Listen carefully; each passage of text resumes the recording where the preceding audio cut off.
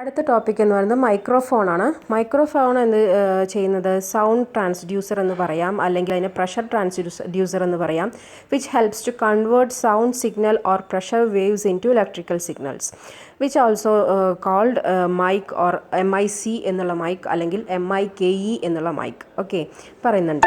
Which is a vital role for അതൊരു which plays a vital role in sound related applications. ഇതിനകത്തൊരു sensing diaphragm ഉണ്ട്, അതിനെ base ചെയ്തിട്ടാണ് ഇത് വർക്ക് ചെയ്യുന്നത്. അതേപോലെ തന്നെ ഈ ഭാഗത്തു നിന്ന് ചോദിക്കാവുന്ന ഒരു ക്വസ്റ്റ്യൻ ആണ് ഹ്യൂമൻ ഇയറിന് ഓഡിബിൾ ആയിട്ടുള്ള ലോവസ്റ്റ് സൗണ്ടും ഹയസ്റ്റ് സൗണ്ടും. ലോവസ്റ്റ് സൗണ്ട് എന്ന് പറയുന്നത് 20 × 10⁻⁻5 N/m² ആണ്, Nm/m². അതേമാതിരി തന്നെ 90 ഡെസിബൽ എന്ന രീതിയിലും പറയാം. ഏറ്റവും ഹയസ്റ്റ് ആയിട്ട് മാക്സിമം എന്ന് പറയുന്നത് 0.632 N/m² ആണ്. ഈ മൈക്രോഫോൺ തന്നെ ഒരുപാട് ടൈപ്സ് ഉണ്ട്.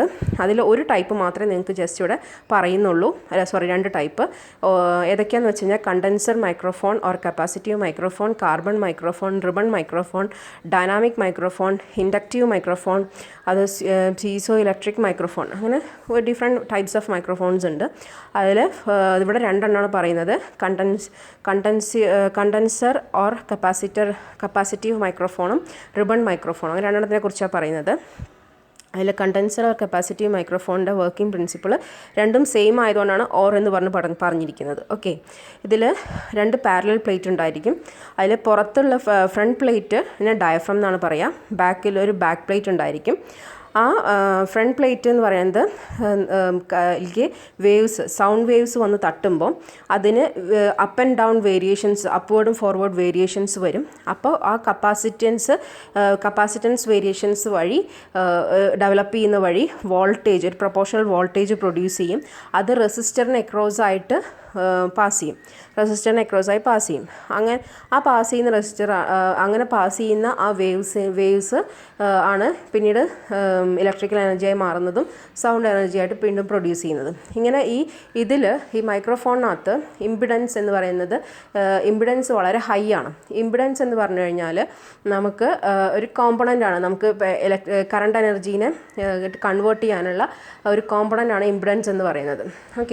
ആ കോമ്പണൻറ്റ് വളരെ ഹൈ ആയതുകൊണ്ട് കൂടുതൽ ഇലക്ട്രിക് എനർജി നമുക്ക് കൂടുതൽ പ്രൊഡ്യൂസ് ചെയ്യാനുള്ള ഒരു എബിലിറ്റി ഇതിനുണ്ട്. അതുകൊണ്ട് തന്നെ ഇതിനൊരു ആംപ്ലിഫയർ വളരെയധികം അത്യാവശ്യമാണ്.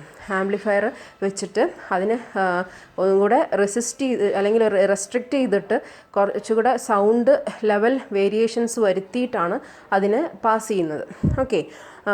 അപ്പോൾ അതുകൊണ്ട് തന്നെ ഇതിൻ്റെ അഡ്വാൻറ്റേജ് എന്താണെന്ന് വെച്ച് കഴിഞ്ഞാൽ വളരെ ക്ലിയർ കട്ടായിട്ടുള്ളൊരു റിസൾട്ട്, അല്ലെങ്കിൽ ഒരു അക്യുറേറ്റ് ആയിട്ടുള്ള ഒരു റിസൾട്ടാണ് എപ്പോഴും പ്രൊഡ്യൂസ് ചെയ്യുക. കറക്റ്റ് വോയിസ് പക്ക ആയിട്ട് നമ്മൾ മൈക്ക് കൂടെ പറയുന്ന അതേ രീതിയിലുള്ള വോയിസ് നമുക്ക് അപ്പുറത്തിരിക്കുന്ന ഒരാൾക്ക് വളരെ ക്ലിയർ ആയിട്ട് കേൾക്കാൻ സാധിക്കും എന്നുള്ളതാണ് ഇതിൻ്റെ അഡ്വാൻറ്റേജ് എന്ന് പറയുന്നത്. പക്ഷേ ഇത് എക്സ്പെൻസീവാണ്. എക്സ്ട്രാ ഒരു ആംപ്ലിഫയറൊക്കെ ആവശ്യമായതുകൊണ്ട് തന്നെ ഇത് കുറച്ച് എക്സ്പെൻസീവാണ്. അതേപോലെ നെക്സ്റ്റ് ആണ് റിബൺ മൈക്രോഫോൺ. റിബൺ മൈക്രോഫോണിൽ നമ്മൾ വേവ്സ് വന്നിട്ട് ഒരു റിബണാണ് ഇവിടെ സെറ്റ് ചെയ്തിരിക്കുന്നത്.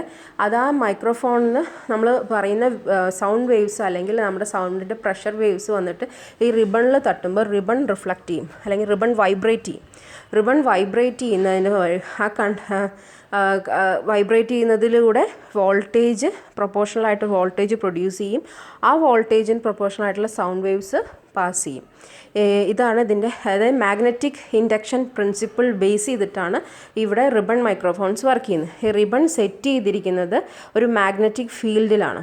മാഗ്നറ്റിക് ഫീൽഡിനകത്താണ് ഈ റിബൺ സെറ്റ് ചെയ്തിരിക്കുന്നത്. അപ്പോൾ മാഗ്നറ്റിക് ഇൻഡക്ഷൻ എന്നുള്ള ബേസിക് പ്രിൻസിപ്പിൾ ബേസ് ചെയ്തിട്ടാണ് റിബൺ മൈക്രോഫോൺ വർക്ക് ചെയ്യുന്നത്. അങ്ങനെ രണ്ട് മൈക്രോഫോൺസിനെ കുറിച്ചാണ് നിങ്ങൾക്ക് ഇതിൽ പഠിക്കാനുള്ളത്.